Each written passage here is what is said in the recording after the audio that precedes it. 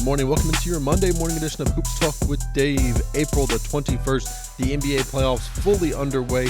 We had 8 game ones this weekend, 4 on Saturday and 4 on Sunday, as well as some game twos taking place tonight, 2 game twos taking place tonight. So let's see where we are at in each series. Starting from Saturday afternoon's games, the Indiana Pacers playing host to the Milwaukee Bucks. Pacers winning 117-98. Indiana defending the home floor well. Giannis needs some help for Milwaukee. Only 98 points from the Bucks. The Pacers win by 19 points. We do know Damian Lillard is supposed to be back either Game 2 or Game 3 of this series. Have not heard an official update on when he would be back, but a great recovery for him, and the Bucks will welcome him back because the guy who's supposed to be the second leading scorer, I should say, did not show up in Game 1. Kyle Kuzma, 22 minutes, no made shots, no rebounds, no assists, no points, nothing on the board for Kyle Kuzma out there running in circles, getting some cardio up. Kuzma was on Saturday afternoon. The Pacers taking a 1-0 lead in this series. Out to Denver, probably the best game of the weekend, I would say. There were a lot of good games, a lot of fun basketball to watch. This one was the best. The Clippers were up double figures for most of the second quarter. Denver comes all the way back in the second half. Russell Westbrook hitting a big-time three late in regulation, which is not what you hear often, and he made some big-time defensive plays in overtime as well. The Nuggets win 112-110 in overtime. James Harden led all scorers for the Clippers with 32 points.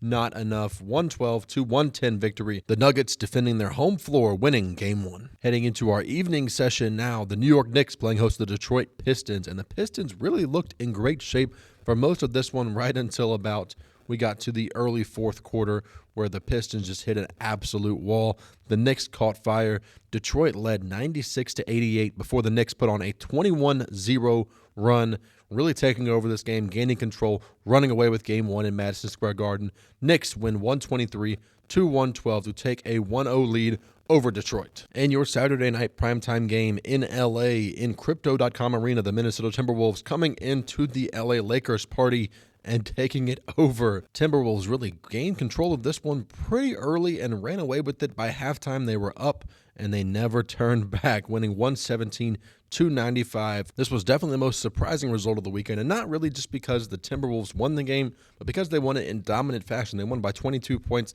held the Lakers under 100 points, and Luka Doncic had 37 points, so it wasn't his fault they were down in this one.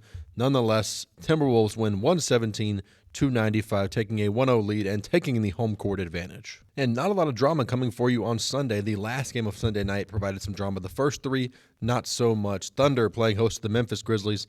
Thunder win by 51 points, 131-80. The Thunder were 7 points off of the NBA record for the biggest playoff blowout. Of course, we know the Grizzlies have the biggest win in NBA history in the regular season game over the Thunder. They won by, I think it was 71 points.